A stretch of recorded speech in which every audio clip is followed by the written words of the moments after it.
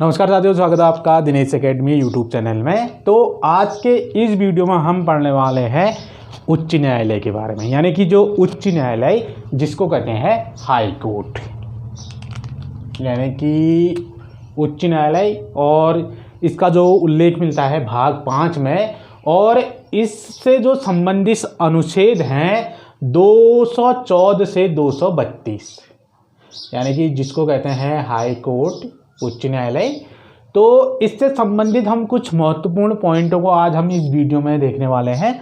तो शुरू कर लेते हैं उच्च न्यायालय। तो सबसे पहले अनुच्छेद 214 क्या कहता है कि अनुच्छेद 214 ये कहता है कि प्रत्येक राज्य का एक क्या होगा, अपना उच्च न्यायालय।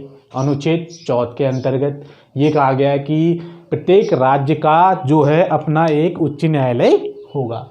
तो उसके बाद नेक्स्ट जो अनुच्छेद है, अनुच्छेद 231, इसमें क्या कहा गया है? अनुच्छेद 231 में संसद विधि द्वारा, यानी कि जो संसद विधि, विधि मीन्स कानून, 2 या 2 से अधिक राज्यों का संघ शासित राज्यों के लिए संयुक्त न्यायालय की व्यवस्था की जा सकती है, आर्टिकल 231 के तहत। उसके बाद नेक्स्ट जो पॉइंट देख लेते हैं, अभी भारत में वर्तमान में कुल कितने उच्च न्यायालय हैं? तो भारत में जो न्यायालय हैं अभी वो है 25 उच्च न्यायालय हैं, और जिसमें से एक केंद्र शासित प्रदेश है जो नई दिल्ली में स्थित है। केंद्र शासित प्रदेश जो कि नई दिल्ली में स्थित है। तो उसके बाद नेक्स्ट जो पॉइंट है कि भारत देश का 25वां उच्च न्यायालय जो है कौन सा था? तो भारत देश का जो 25वां उच्च न्यायालय था आंध्र प्रदेश की राजधानी अमरावती में प्रारंभ हुआ था। देश का जो 25वां राज्य था आंध्र प्रदेश, जिसकी राजधानी अमरावती में है।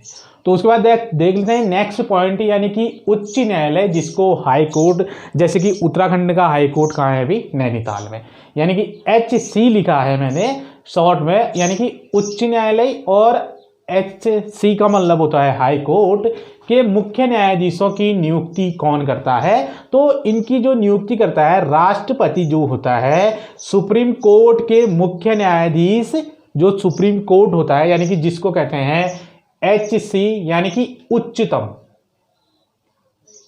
न्यायालय। एक उच्च न्यायालय जिसको हाई कोर्ट, एक उच्चतम न्यायालय जो कि भारत देश का जो उच्चतम न्यायालय है वो नई दिल्ली में है। तो ये उच्चतम यानी कि सुप्रीम कोर्ट।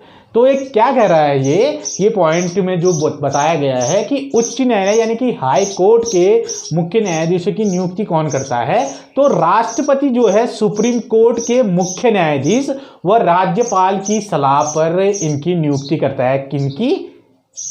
HC यानी कि उच्च न्यायालय के न्यायाधीशों की। उसके बाद नेक्स्ट पॉइंट जो है कि उच्च न्यायालय के न्यायाधीश यानी कि HC को शपथ कौन दिलाता है? यानी कि जो हाई कोर्ट है, उच्च न्यायालय, इसके न्यायाधीशों को शपथ कौन दिलाता है? तो ये जो दिलाता है, ये शपथ जो दिलाते हैं वो दिलाते हैं राज्यपाल। यानी कि जो उच्चतम न्यायालय है, यानी कि HC सुप्रीम कोर्ट के मुख्य न्यायाधीशों को शपथ कौन दिलाता है?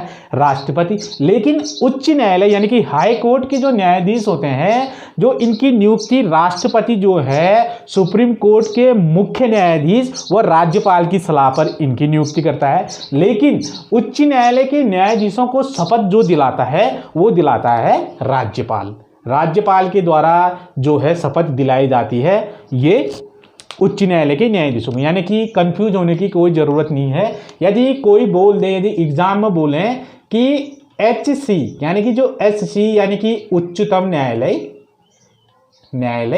तो इन न्यायाधीशों को नियुक्ति कौन दिलाता है? राष्ट्रपति।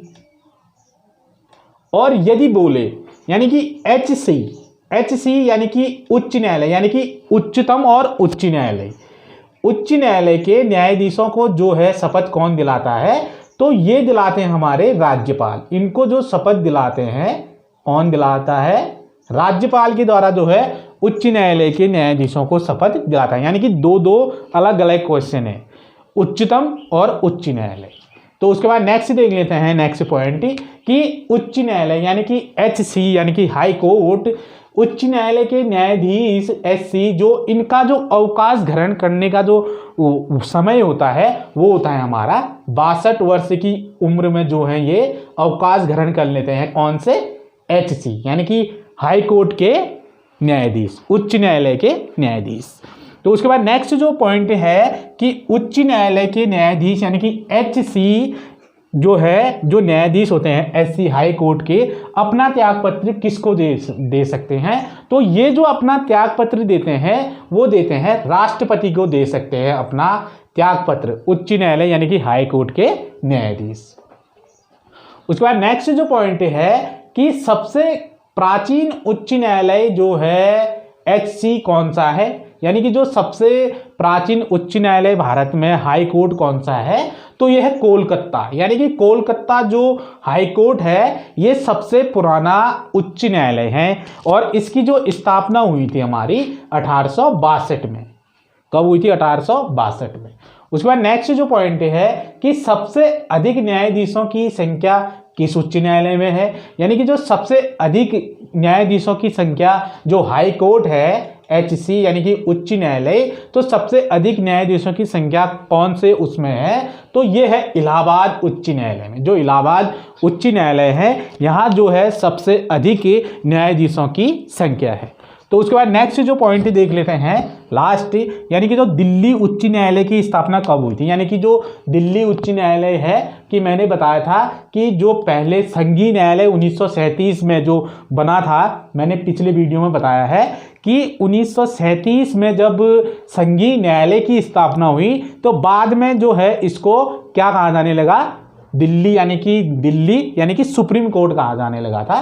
तो उसके बाद जब दिल्ली उच्च न्यायालय की स्थापना कब हुई थी? तो दिल्ली जो उच्च न्यायालय है इसकी स्थापना हुई थी 1966 ईस्वी में, यानी कि पहले क्या था वो 1937 में संघीय न्यायालय, तो फिर उसके बाद फिर वो नाम से जाने लगा सुप्रीम कोर्ट, यानी कि सुप्रीम कोर्ट के नाम से। फिर उसके बाद दिल्ली में जब इसकी स्थापना जब हुई थी तो 1966 में। और जो ये है कि उच्च न्यायालय के न्यायाधीशों को जो बनने के लिए क्या योग्यताएं चाहिए, तो उच्च न्यायालय के न्यायाधीशों को कम से कम जो है 10 वर्ष तक उन्होंने न्यायिक पद पर क्या किया हो? कार्य किया हो, कम से कम 10 वर्ष तक। एचसी यानी कि हाई कोर्ट। तो ये थे मेरे कुछ पॉइंट जो है उच्च न्यायालय से संबंधित। तो फिर इससे आगे के कुछ पॉइंटों को जो में है वो हम नेक्स्ट वीडियो में देखेंगे। तो फिलहाल आज के लिए इतना ही। यदि चैनल पे पहली बार जुड़े हैं तो इसको सब्सक्राइब करना ना भूलें और बेल आइकन घंटी के निशान का बटन भी दबाइए, जिससे कि जो भी नोट्स अपलोड होते रहे चैनल पे उसकी नोटिफिकेशन आप तक पहुँचते रहे। तो फिर मिलेंगे आपसे नेक्स्ट वीडियो में। तो तब तक के लिए साथियों नमस्कार, जय हिंद।